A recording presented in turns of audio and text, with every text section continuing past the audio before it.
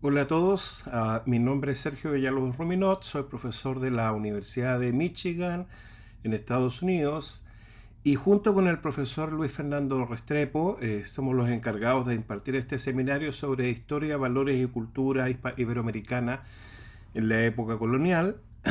Afortunadamente hemos hecho este seminario varias veces, pero lo singular es que cada vez que hacemos el seminario ponemos énfasis distinto. Hemos hecho este seminario con énfasis en procesos de conflicto y guerras coloniales, por ejemplo. Hemos trabajado también el concepto mismo de patrimonio en otro semestre y este semestre en particular queremos trabajar la relación compleja, por cierto, entre capitalismo, colonialidad y antropoceno, ¿cierto? El antropoceno. Entonces, este video tiene dos funciones o tres funciones. Primero, presentarme, ¿no? Como les dije, soy Sergio, pueden llamarme Sergio, y junto con Luis Fernando vamos a estar trabajando con ustedes durante estas tres unidades, ¿no? Segundo, les voy a dar una idea general del curso, una idea general que por supuesto ustedes deberán complementar con las lecturas de cada unidad. Básicamente enfatizando dos cosas, ¿no? Una es la cuestión administrativa y después la cuestión general, conceptual.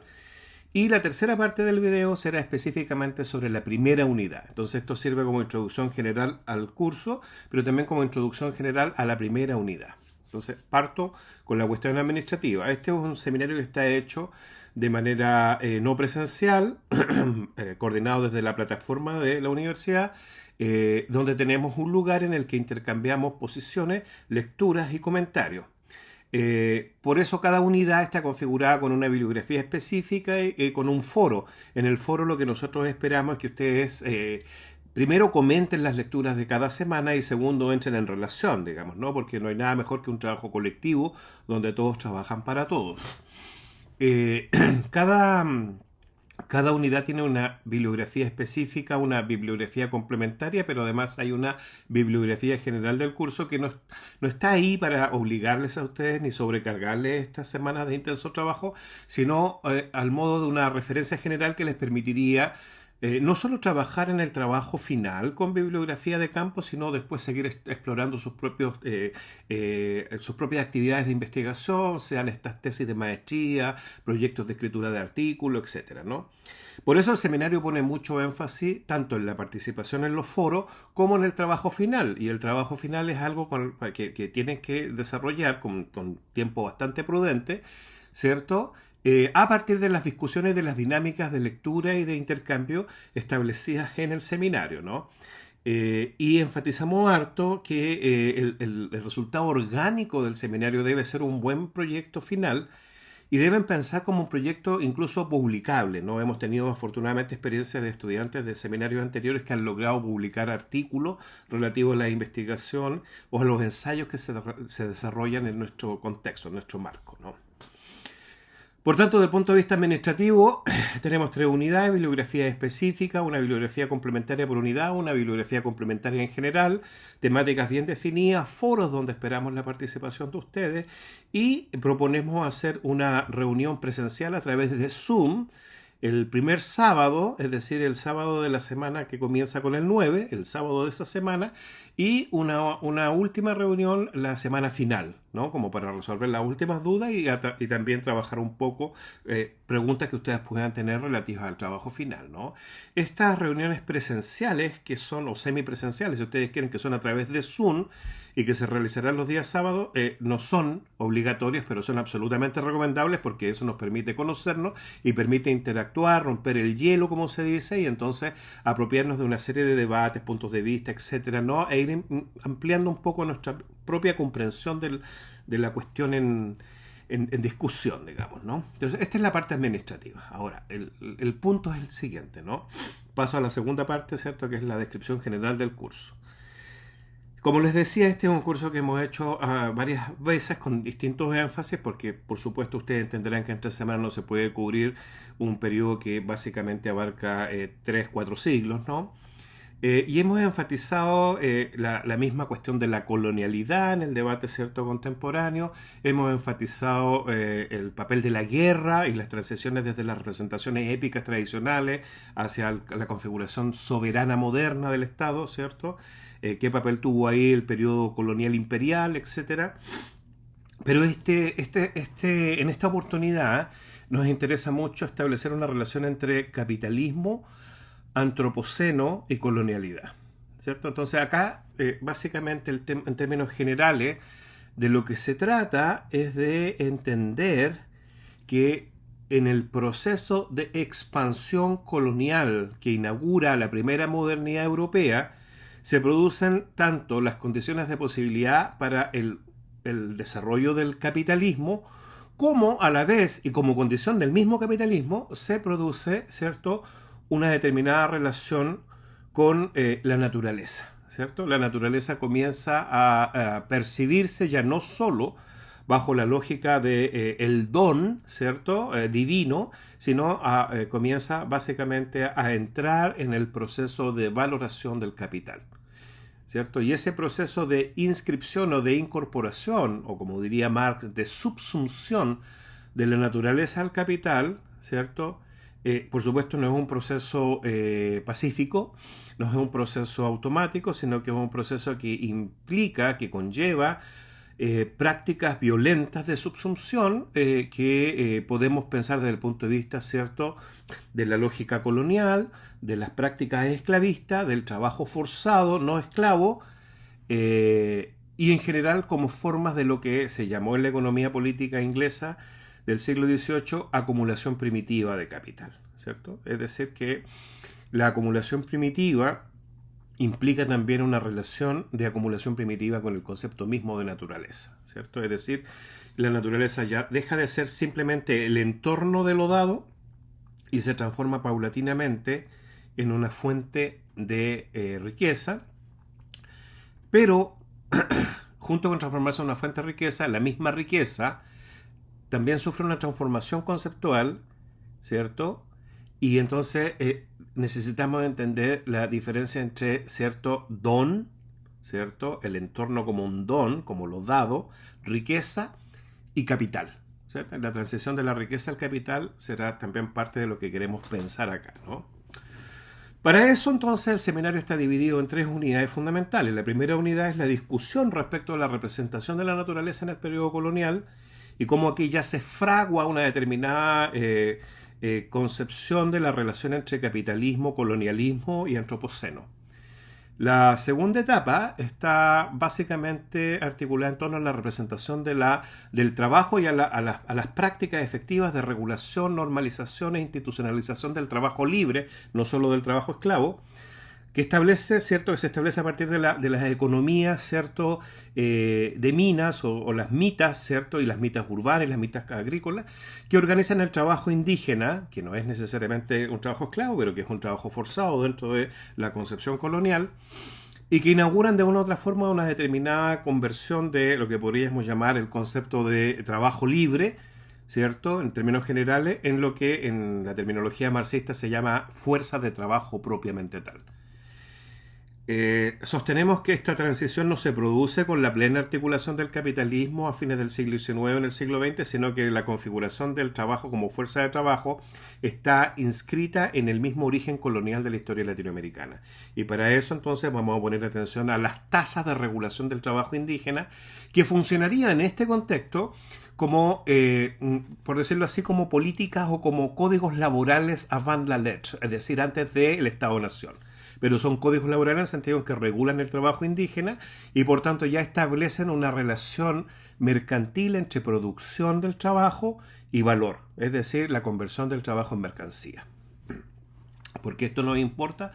Porque esto muestra que es propio de la lógica colonial, ¿cierto?, del capitalismo llamado periférico, el producir procesos de acumulación que está basado tanto en la subsunción de la naturaleza como en la subsunción del trabajo convertido en fuerza de trabajo, esto es, en mercancía, a la lógica de reproducción del capital. Por tanto, es imposible pensar el capitalismo sin pensar, ¿cierto? En esta doble subsunción, la del trabajo, del trabajo forzado, trabajo libre, pero mal pagado, cheap labor, como se dice en inglés, ¿cierto? ¿Cierto? Por un lado, y por otro lado, la subsunción de la naturaleza y su paulatina conversión en fuente de capital, ¿cierto? Es decir, la tierra ya no como un don, sino como una propiedad que ya no produce dones, sino que produce renta. Entonces, todas esas transiciones que son constitutivas de la propia implementación del capitalismo en el siglo XVIII-XIX comienzan a emerger como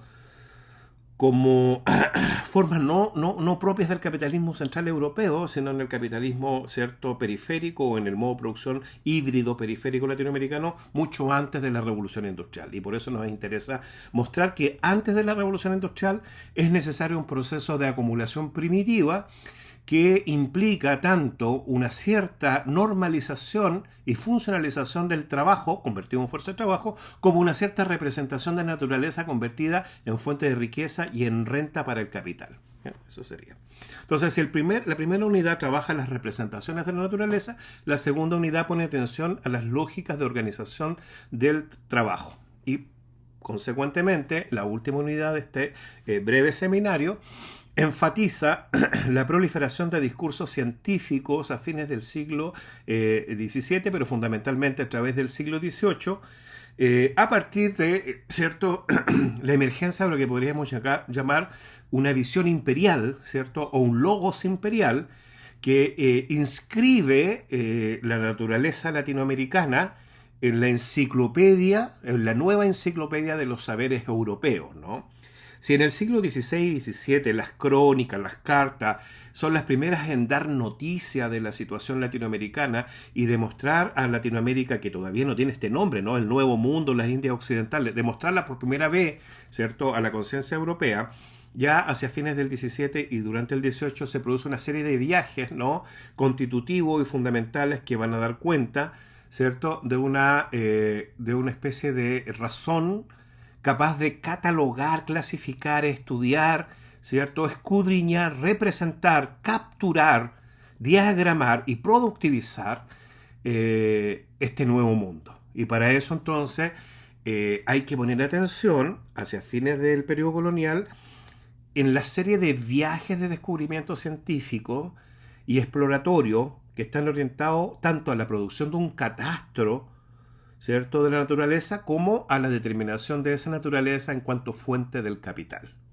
Entonces, por supuesto, me estoy refiriendo a los famosos viajes de Charles Darwin o de Humboldt, ¿cierto?, que son sintomáticos, pero no son los únicos, ¿no? Ahora, si esto es característico del siglo XVIII, como ustedes saben, la ruptura con el colonialismo español, hispano, ¿cierto?, ocurre a principios del siglo XIX. Entonces, no debiera extrañar que la primera tarea en la configuración de los modernos Estados-naciones, de los Estados-naciones que nacen de la ruptura con el colonialismo español, tenga como una de sus primeras tareas también la de la capitalización, primero la representación y después la capitalización de lo que ahora ya no es el paisaje imperial ultramarino, sino de lo que ahora son los nacientes estados-nación. Y por supuesto entonces, por eso podemos ver en textos como La Silva, la agricultura en la zona tórrida, de Andrés Bello, ¿cierto?, publicada en 1826, cómo acá se produce en el mismo momento en que Bello está pensando el proceso de independencia de las colonias latinoamericanas, particularmente de Chile, ¿cierto?, pero no solo de Chile, recuerden que Bello es venezolano, y está pensando todos estos procesos, ¿cierto? También está pensando en la necesidad de encontrar un fundamento material para la fundación de la nueva república, y este fundamento natural está dado por la naturaleza. Sin embargo, en el poema de Bello, la naturaleza todavía tiene, ¿cierto?, el aura romántica de una representación, ¿cierto?, clásica de los dones, ¿cierto?, y de la riqueza natural casi dada por los dioses al habitar americano. Y sin embargo, a pesar de eso, también está el cálculo de cómo esta zona tórrida, productiva, efervescente, será el fundamento económico material que permitirá el despliegue de las nuevas naciones hispanoamericanas, ¿ah? Cuestión que se hace mucho más dramática o mucho más clara, si ustedes quieren, en el Facundo de Sarmiento, cuando precisamente el mismo Facundo comienza estableciendo que el problema de la Pampa es el problema de Argentina, en la medida en que todo el Facundo es un cierto manifiesto orientado, ¿cierto? No solo contra Rosa y la política del statu quo, ¿cierto? De los equilibrios entre federalistas y unitarios, sino el libro es una crítica de Rosa en la medida en que pretende rentabilizar la tierra.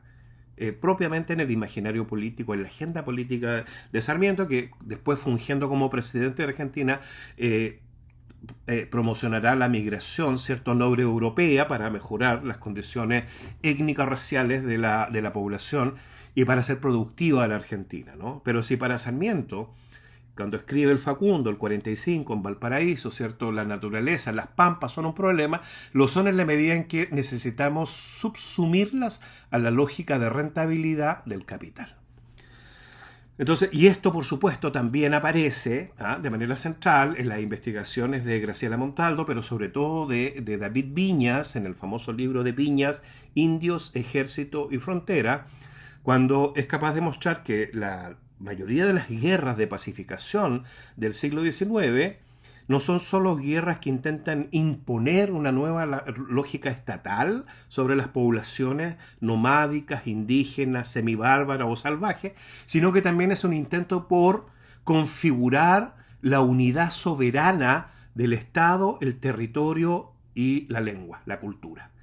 Y la configuración de esta unidad soberana implica entender que la disputa entre civilización y barbarie de la que hablaba cierto Sarmiento se transforma en una disputa que está materialmente articulada en torno a la noción de frontera externa y frontera interna, la famosa frontera del desierto, ¿no?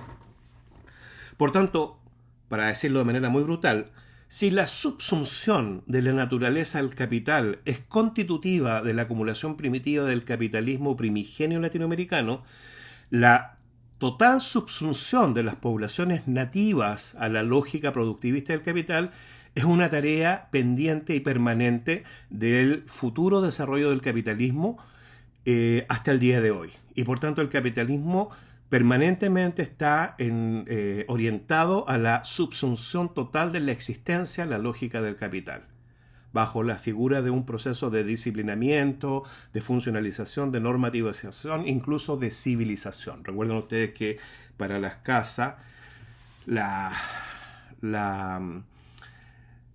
imposición del trabajo forzado a las comunidades indígenas era vista no como una mera práctica capitalista de acumulación, sino que era vista como un proceso normativo de educación que permitía que los súbditos indígenas se transformaran en cristianos maduros, desarrollados, ¿no?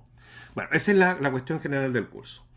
Y ahora respecto de la unidad específica, ¿no? Ustedes verán que hay lecturas obligatorias y lecturas complementarias, ¿no? Las lecturas obligatorias son las cartas de Colón a Luis de Santángel, que son fundamentales porque son las primeras descripciones de lo que se llamará el Nuevo Mundo, ¿no? Saint-Domingue o cierto, la isla española, pero que como descripciones son tanto las primeras que llaman la atención en Europa respecto de este Nuevo Mundo y por tanto tienen una función bautismal, ¿sí? Bautismal en el sentido, o baptismal, que significa básicamente que son la creación de América en el discurso europeo, ¿cierto? O sea, traducen la realidad latinoamericana mediante una determinada configuración, ¿cierto?, que está en las cartas, ¿no? Por eso las cartas de Colón, pero no solo de Colón, sino las cartas y las crónicas serán la forma en que la conciencia europea configura la imagen de este nuevo mundo, ¿no? Ahora, lo importante de las cartas de Colón es que son las primeras, y entonces queremos que pongan atención en la forma en que Colón describe a Luis de Santángel la situación americana. Sí, por supuesto que se usan estas nociones todavía, ¿no? Pero ¿por qué es tan importante que Colón presente las riquezas naturales y la docilidad de los indios como condiciones de posibilidad para un extendido proceso de conquista y capitalización de este descubrimiento, ¿no?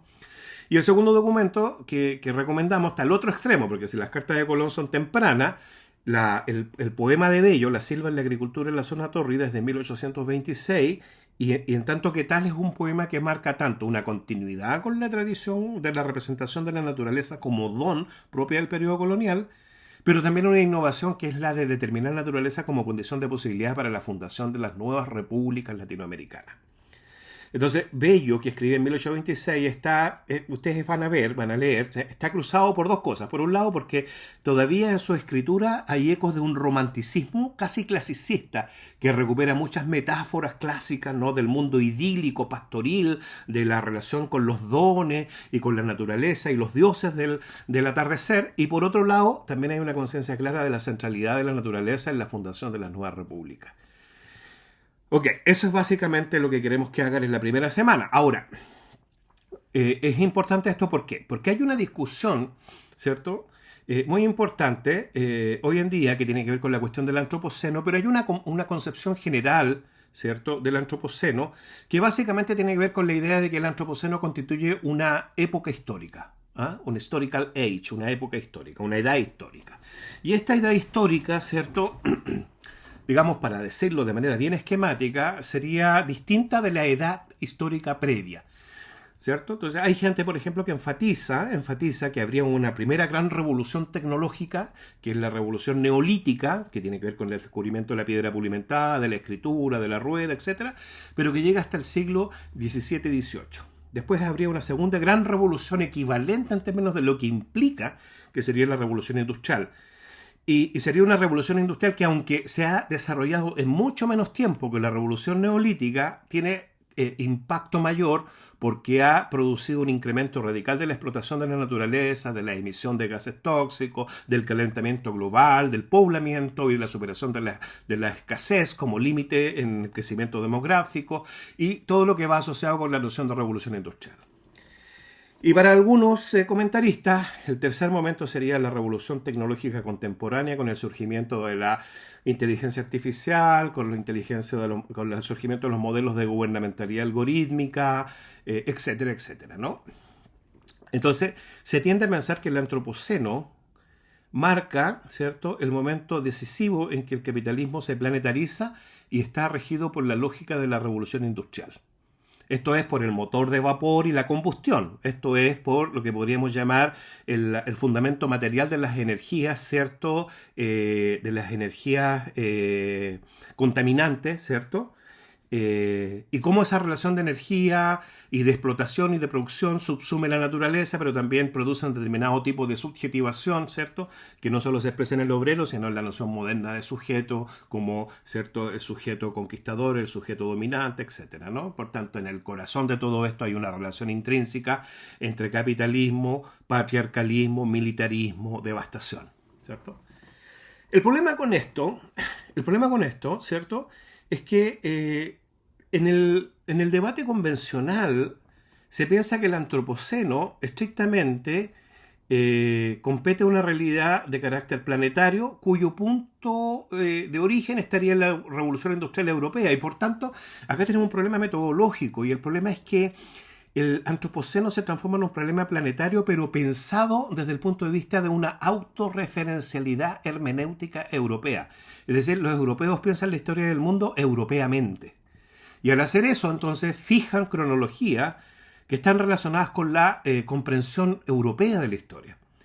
Y lo que nosotros quisiéramos sugerir, ¿cierto?, es que las condiciones de posibilidad para que se produzca la revolución industrial y por tanto el Big Bang del antropoceno se dan en los 2 siglos anteriores en el que el capitalismo, bajo la lógica del proyecto imperial colonial, devasta la naturaleza del tercer mundo, aplasta a las poblaciones no integradas a la comunidad europea, instala lógicas de devastación ecológica y humana, ¿cierto?, produciendo un proceso general de explotación y de acumulación primitiva que permite, ¿cierto?, comprender el antropoceno y la revolución industrial, pero siempre poniendo en cuestión el marco hermenéutico meramente europeo y abriéndonos hacia lo que podríamos llamar una genealogía material del antropoceno que estaría en las prácticas de devastación que marcan la relación entre colonialidad o colonialismo y capitalismo. Por tanto, no estamos diciendo en general el capitalismo supone el colonialismo, porque es una afirmación de perogrullo. Estamos insistiendo en que hay que entender la colonialidad como un proceso performativo constitutivo del propio despliegue de la lógica capitalista. De tal forma que los debates culturales, simbólicos, raciales, étnicos, lingüísticos, con los que asociamos la cuestión de la colonialidad, etcétera, tienen un fundamento material y tiene que ver con la constante subordinación de la otredad, sea la naturaleza, los animales, las especies o los indígenas, en la lógica reproductiva del capital. Por tanto, la condición de posibilidad para el antropoceno, ¿cierto?, se da en este proceso de devastación generalizado de África y de América Latina, ¿cierto? Y eso es importante porque nos permite ensanchar un poco el marco cronológico con el que pensamos estos problemas, ¿no? Por supuesto, el antropoceno se agudiza y se radicaliza y adquiere ciertas características distintivas a partir de la revolución industrial, pero la misma revolución industrial es posible a partir de un proceso de acumulación primitiva que organiza el mundo de una determinada manera que hace factible la universalización o planetarización del capitalismo contemporáneo. Y entonces atender a esos fundamentos coloniales es fundamental para nosotros. Por eso, en la bibliografía complementaria hemos recomendado dos cosas. Una entrevista con Rafael Sagredo, básicamente para mostrar cómo a principios del siglo XIX, es decir, en el periodo independiente, la configuración de los mapas nacionales, de los mapas territoriales, es una condición necesaria para el establecimiento de las nuevas soberanías del Estado-nación latinoamericano. Entonces es una entrevista muy, muy breve, pero una entrevista muy útil para que ustedes se ubiquen un poco lo que podríamos llamar la transición desde el logos imperial del siglo XVII y XVIII al logos soberano nacional estatal del siglo XIX y XX, ¿no? Es decir, dos representaciones de la naturaleza en función de dos articulaciones distintas de capitalismo y soberanía. Y el segundo texto es un capítulo o un par de capítulos de un libro muy importante, ¿cierto?, que se llama El capitalismo en la red de la vida, de Jason Moore, y es uno de los artículos que recomendamos. Es un artículo donde Jason Moore discute la diferencia entre el antropoceno y lo que él llama el capitaloceno. Y esta noción de capitaloceno es central porque intenta corregir los límites de autorreferencialidad que habíamos hablado respecto al antropoceno, incorporando lo que podríamos llamar el momento de articulación primitiva o primigenia del capitalismo bajo las lógicas de la devastación territorial y demográfica de los siglos XV, XVI y XVII, digamos, ¿no? Entonces, ese es el horizonte general, ¿ah? Y esa es el curso, esas son las condiciones, esta es la idea general y esta es la introducción a la primera unidad. Y lo que yo voy a hacer es dejar un par de preguntas muy programáticas de los textos para orientar las lecturas de esta primera semana, ¿no? De todas maneras, solo orientar, porque lo que pretendemos es gatillar la posibilidad de que ustedes desarrollen sus propias intervenciones y sus propias apropiaciones de la lectura, de tal forma que la conversación fluya. Bueno, lo dejo hasta ahí, salió largo porque dice tres cosas en una, pero espero que esto sirva y que nos marque un buen comienzo. Nos vemos pronto.